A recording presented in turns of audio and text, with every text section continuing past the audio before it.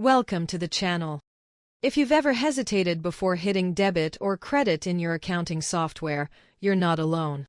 Today, we're breaking down the logic behind accounting entries so you can record transactions confidently and without errors. Whether you're a student, entrepreneur, or finance professional looking to sharpen your fundamentals, this capsule will give you the clarity you've been missing. Let's simplify accounting one entry at a time. Today we're going to look at how to record a financial transaction in accounting. Recording a financial transaction involves identifying the accounts affected and determining which are debited and credited, all within the double entry system to keep the accounting entry balanced. To do this, we will use a magical construction called the T account. A T account is a simple, visual tool shaped like the letter T used to track debits and credits, which is essential for learning accounting and visualizing financial flow. First, let's journey to 15th century Venice to meet Luca Pacioli.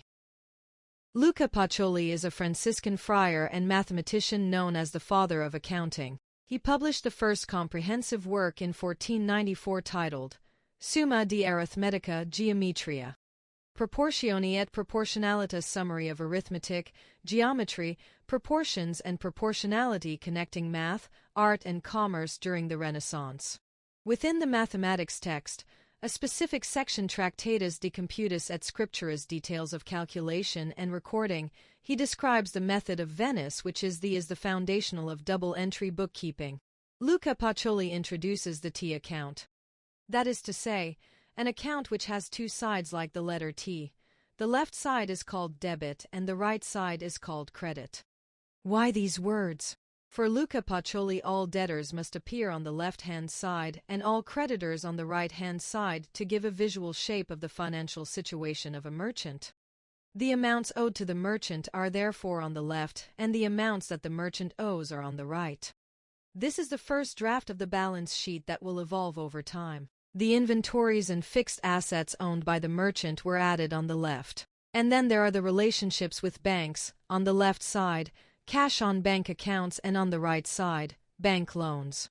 Finally came the entity principle, which considers that the money invested by the merchant in his business called capital is a debt of the business to the merchant. The balance sheet thus appears with everything the merchant owns on the left and everything he owes on the right. By subtracting the two sides, we get the financial income. It is entered on the right-hand side to show a balanced balance sheet. In a case of a loss, the income is therefore shown with a minus sign or parentheses. Consequently, we obtain the two fundamental rules of accounting. The first rule refers to the accounting equation: the balance sheet must always balance. The second rule describes the duality principle or double entry principle. Every financial transaction has two equal and opposite effects on at least two different accounts on the balance sheet, ensuring balance. But does that mean the accountant has to create a balance sheet for every new financial transaction? No, of course not. Let's look in more detail at the double entry principle. Each balance sheet item can be broken down into a T account. Thus, a T account can be assigned to each debtor customers and each creditor suppliers. These accounts are then grouped together in the balance sheet, with debtor accounts on the left and creditor accounts on the right. This operation is not limited to customers and suppliers. Each balance sheet item is broken down into T accounts. These accounts are used to record financial transactions, thus avoiding the need to recreate a balance sheet after each transaction. So, if a financial transaction results in an increase in an asset item on the balance sheet, the corresponding T account will be debited because assets are on the left side of the balance sheet, as is the debit side of the T account. If the same transaction also results in an increase according to the double entry bookkeeping principle in another account on the liability side of the balance sheet, the corresponding T account will be credited because liabilities are on the right side of the balance sheet, as is the credit side of the T account. The rule is therefore simple: a T account increases on the same side as the corresponding balance sheet item. Let's now see what happens if a balance sheet account decreases during a transaction. It's worth noting that accountants don't like the minus sign very much. Therefore, A decrease in a balance sheet item is never recorded with a negative sign, but rather with an entry opposite to the normal one in the corresponding T account. For example, if the balance sheet item is an asset, its decrease is recorded as a credit entry without a sign in the T account. If the item is a liability, its decrease appears without a sign on the opposite side as a debit entry in the corresponding T account. But I imagine you're thinking that the explanation is clear for the balance sheet items, but what about the income statement items? Actually, the income statement appeared in the 19th century to show current and potential investors the components of a company's profit. Since profit is the result of the difference between revenues and expenses, the income statement can be represented as a T account, with revenues recorded on the credit side since they contribute to the creation of profit, which is shown on the right side of the balance sheet. Conversely, expenses which reduce profit are found on the opposite side, therefore on the debit side of the income statement. So here's the definitive rule that allows you to record any accounting entry without error. A T account increases on the same side as its position in the balance sheet or income statement. It decreases on the opposite side of its position. The left side is the debit side and the right side is the credit side. Here is the process for recording an accounting entry. First, analyze the financial transaction and find at least two items on the balance sheet and/or income statement that represent it. Second, select or create the corresponding T accounts. Third, determine for each T account whether it belongs to the assets section of the balance sheet, the expenses section of the income statement, or, if not, to the liabilities and equity or revenues section. Fourth, define the account's movement, increase or decrease. This gives you the side of the account that is affected. Left side equals debit. Right side equals credit. Finally, verify that the amount debited equals the amount credited to comply with the double entry bookkeeping principle. If this video is helping you out so far, consider hitting that subscribe button and toggling the bell to all. It's the best way to stay updated with my guides and it really helps the channel grow. Thank you very much. And now, I suggest you apply the rule you have just learned to practical cases. In this first exercise, John creates day D1 his company by depositing $10,000 into the company's bank account as share capital. The two relevant T accounts are cash shown on the left side of the balance sheet as an asset and share capital shown on the right.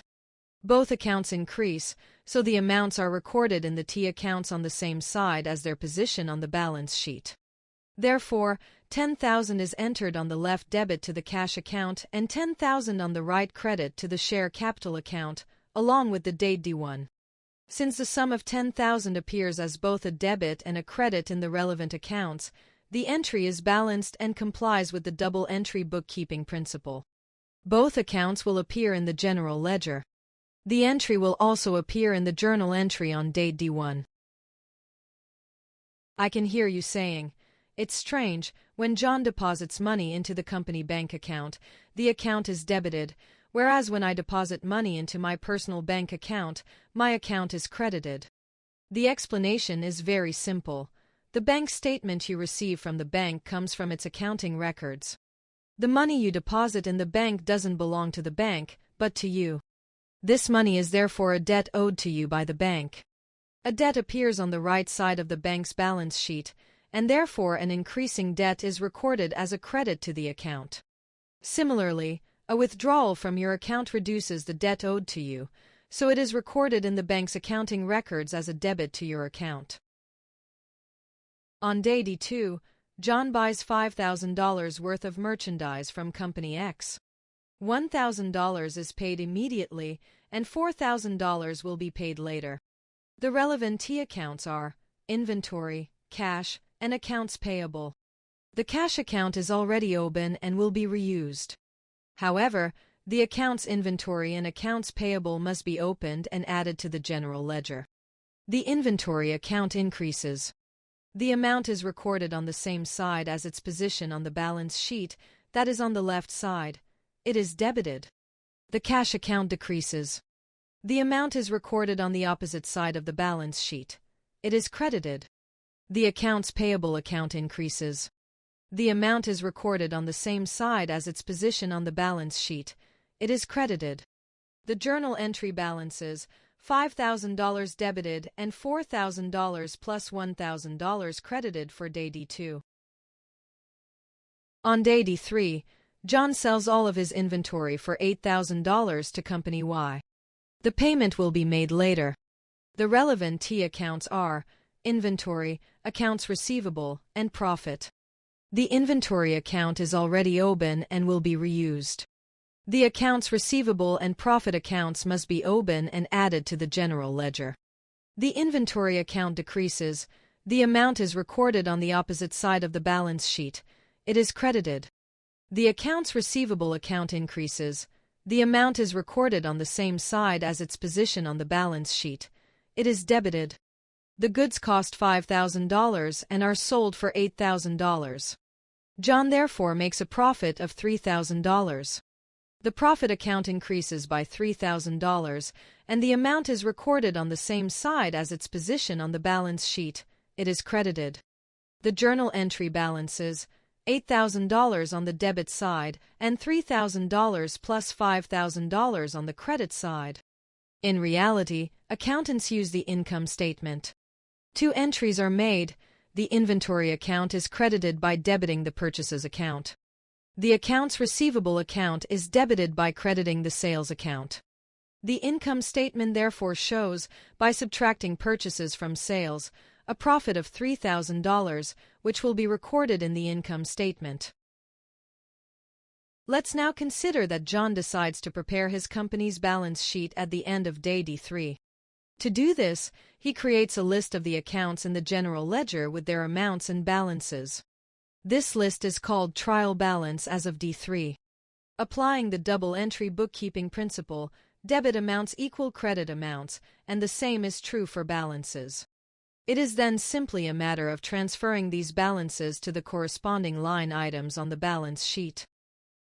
Thank you for watching our video. We look forward to your feedback. Additional exercises are available for free to supplement your practice. Please ask them in your comments or click the link in the description. Our books are also available if you wish to deepen your knowledge of financial statements. Understanding financial statements shouldn't feel overwhelming. This three-book series by Bernard Fevry transforms complex accounting concepts into clear, practical knowledge that anyone can grasp, whether you're a student, entrepreneur, manager, or decision maker. Each book focuses on one of the core financial statements: the balance sheet, the cash flow statement, and the profit and loss statement, breaking them down into 88 essential insights. Through simple explanations, structured learning, and relatable examples, the series helps readers build confidence and fluency in financial analysis. Designed for clarity and accessibility, these books serve as a reliable foundation for anyone who wants to read, interpret, and use financial information to make smarter decisions. Whether you're learning the basics or strengthening your professional toolkit, this series gives you the understanding you need to navigate the financial side of business with ease. Lead and grow your business with strategic financial mastery. In today's competitive world, leadership requires more than vision, it demands financial fluency. Our programs are designed for those ready to transform their understanding of finance into a strategic advantage. Whether you're scaling a startup or leading a seasoned company, this journey with mycampusfinance will sharpen your ability to make bold, informed decisions and unlock sustainable success. Thanks for watching, and I'll see you over at the campus.